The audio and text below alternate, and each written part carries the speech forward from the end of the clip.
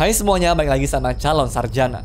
Kalian inget gak? Dulu tuh waktu buka Spotify itu rasanya simple dan to the point gak sih? Cuma ada kita, musik favorit, dan playlist yang pas banget sama selera kita deh pokoknya. Rasanya kayak punya teman musik pribadi aja kan? Tapi coba lihat sekarang, layoutnya berantakan, rekomendasinya itu makin aneh, dan rasanya kita lebih banyak disodorin sama podcast dan audiobook gak sih? Daripada musik yang benar-benar kita suka. Apa yang sebenarnya terjadi sama Spotify itu? Kenapa platform yang dulunya itu begitu dicintai sama orang-orang sekarang rasanya mengecewakan? Dan di video kali ini kita akan bongkar beberapa alasannya.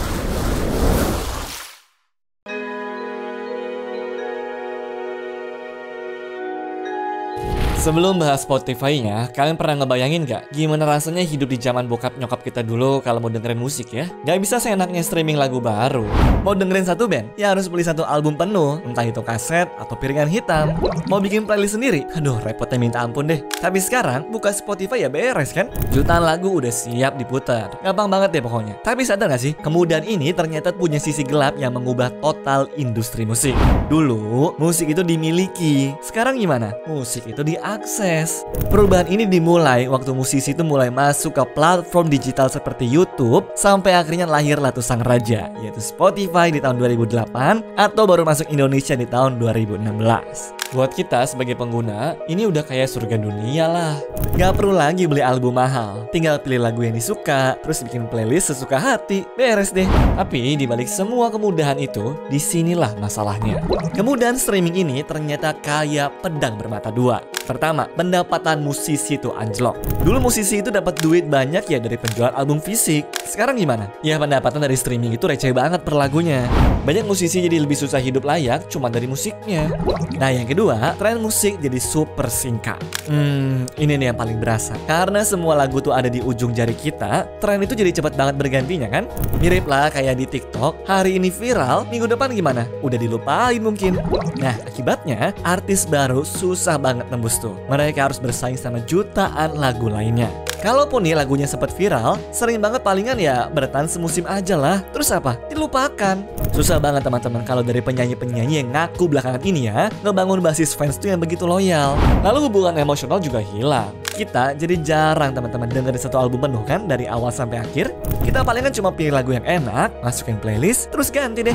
Koneksi emosional sama musisi dan juga karyanya jadi makin tipis. Bahkan lagu lama yang viral lagi, sering banget tuh anak zaman sekarang cuma tahu lagunya doang, nggak tahu siapa penyanyinya. Kalian termasuk ini juga nggak? Coba jujur.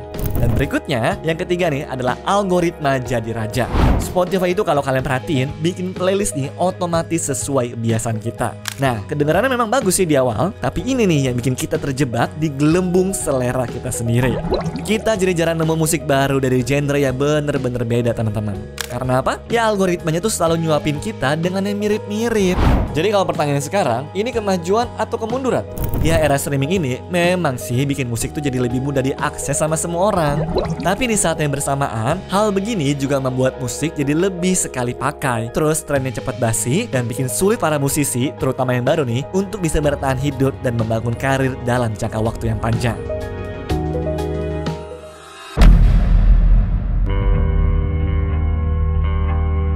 Di part sebelumnya kita udah bahas gimana Spotify mengubah cara kita dengerin musik kan? Sekarang, mari kita bedah sisi paling kontroversialnya, yaitu adalah uang. Pernah kepikiran nggak dari langganan bulanan kalian itu, berapa sih yang beneran sampai ke kantong musisi favorit teman-teman? Jawabannya bakal bikin lo kaget deh. Jadi, kalau musisi mau eksis sekarang, mereka nih tanda kutip wajib ada di Spotify. Tapi mereka juga harus tunduk sama aturan mainnya Spotify, dan itu termasuk soal bayaran. Coba tebak, untuk setiap satu kali lagu diputar, musisi dapat berapa?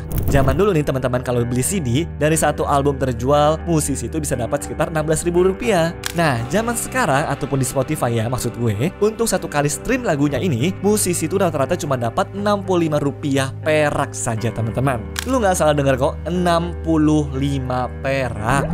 Terus duit langganan gue lari kemana dong? Mungkin itu pertanyaan kalian kan? Nah, ini dia alurnya yang rumit dan sering banget nggak adil. Dari 65 perak yang tadi itu, bayangin nih, 30%-nya langsung diambil sama Spotify.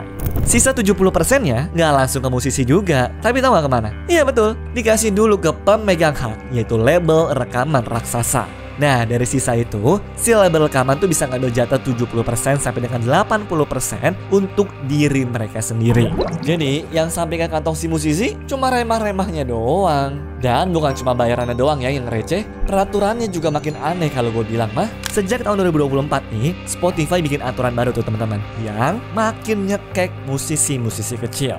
Contohnya, kalau sebuah lagu nggak mencapai jumlah putaran minimum dalam setahun nih, yang mana adalah sekitar 1000 kali, si musisi nggak akan dibayar sama sekali.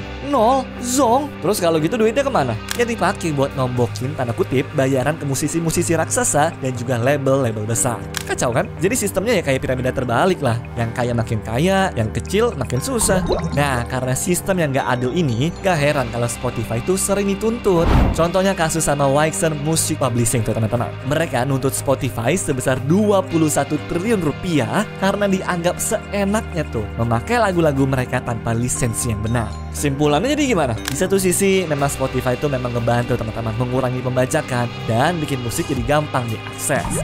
Tapi di sisi lain, model bisnisnya itu yang bikin sistem yang malah cuma menguntungkan segelintir pihak doang, yaitu Spotify sendiri, label raksasa, dan superstar dunia. Sementara sebagian besar musisi lainnya ya harus berjuang mati-matian cuma buat dapat bayaran yang layak.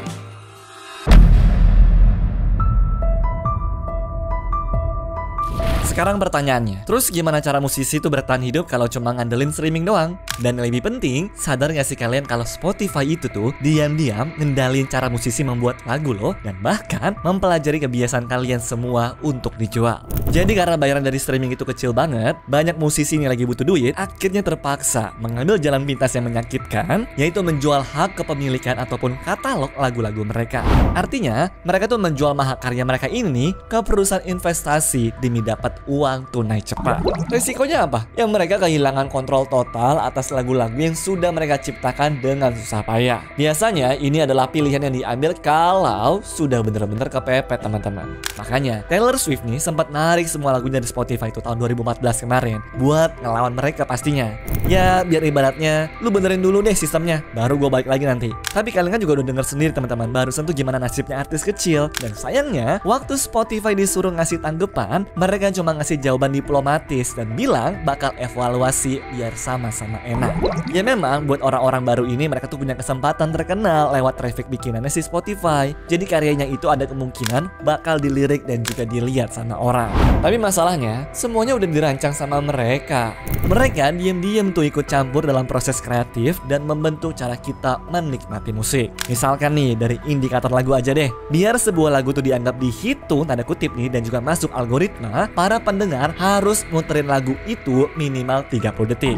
Nah, karena aturan ini, musisi sekarang dipaksa lah tanda kutip untuk menaruh bagian paling menarik dari lagu mereka di bagian paling depan. Biar apa? Ya biar lu pada tuh langsung kecantol dalam 30 detik pertama dan gak nge-skip lagunya tuh teman-teman. Paham kan sekarang kenapa lagu-lagu belakangan ini tuh banyak yang refnya diulang-ulang dari awal?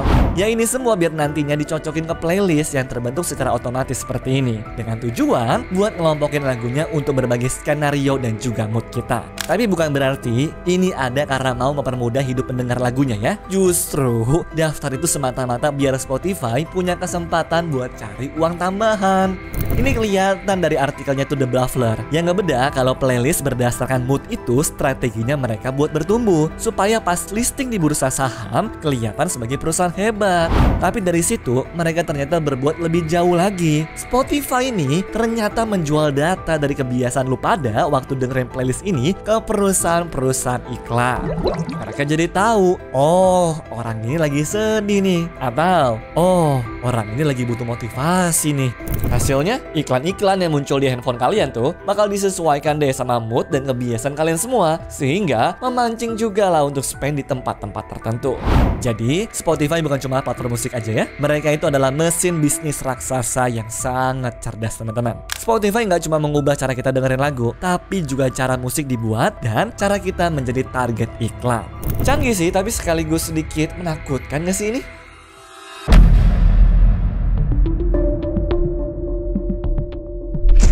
Nah Namanya orang buka usaha pasti punya beribu cara buat mereka tuh bisa untung lah ya. Dan biasanya juga pengeluaran itu bakal jadi opsi paling awal buat dipotong dengan alasan efisiensi. Bisa jadi dari beban operasional, beban gaji, iklan, dan juga promosi. Atau mungkin juga dari potongan pendapatan terbesarnya mereka tuh, yaitu masalah royalti dan hak siar dari sebuah lagu. Ya, kalau artisnya pada bersuara buat nuntut ke segala macam ke Spotify, perusahaan itu pun lama-kelamaan bakal nyari opsi selanjutnya biar bisnisnya tambah maju dong. Simpel jawabannya begini, ciptain aja artis yang nggak perlu dibayar mahal dan nggak akan pernah protes tuh. Kalian tahu siapa? Iya, AI. Menggunakan AI mungkin kedengarannya konyol buat sebagian dari kita, tapi nyatanya hal itu sedang berlangsung teman-teman dan sedang bekerja tanpa kita sadari juga. Bahkan kalau dilihat dari artikelnya Geometry, udah ada 0,5% lagu yang diputar di platform streaming itu dibikinnya sama kecerdasan buatan ini. Oke lah, nanti bakal ada yang ngomong masalah musik tuh selera. Cuma kita kan tahu ya gimana kecerdasannya AI buat ngejawab pertanyaan-pertanyaan kalian. Apalagi soal kualitas desain tuh. Potensi mengerikan yang mereka punya tuh ada banget loh. Nah, sekarang kalau ditanya nih apakah bahayanya? Mungkin bukan cuma artis kecil aja yang bakal tergeser oleh inovasi ini. Tapi juga ini dinaungin sama label rekaman gede pun menurut gue iya ya. Jam tayangnya bakal makin berkurang tuh. Dan rekomendasinya nanti malah penuh sama kreasi buatan yang AI. Walaupun kita sendiri sih yakin mereka tuh bakal coba buat ngelawan sekuat tenaga karena kecurangan ini ya. Tapi Spotify juga nggak tinggal diem kan. Orang posisinya tentu lebih menguntungkan kalian dibikin sama AI kok. Udah nggak perlu bayar royalti, terus mustahil juga muncul protes dari komputer kan? Ya nggak? Tapi masalahnya nggak cuma soal lagu teman-teman. Ada plot twist yang lebih serem dan juga jadi alasan kenapa banyak musisi sekarang mulai memboikot Spotify. CEO-nya nih yaitu Daniel Ek ternyata juga berinvestasi di perusahaan AI militer bernama Helsing.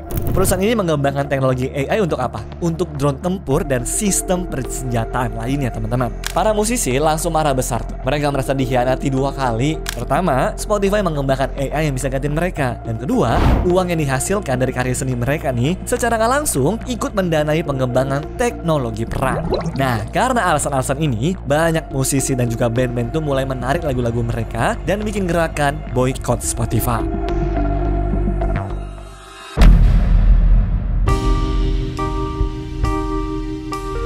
Oke, setelah kita bongkar habis-habisan semua sisi gelapnya Spotify di beberapa cerita terakhir, mulai dari bayaran receh, algoritma yang ngatur selera, sampai ancaman musik AI, pertanyaannya sekarang, terus solusinya apa? Apa yang harus dilakukan biar industri musik ini tuh bisa lebih adil untuk para musisinya?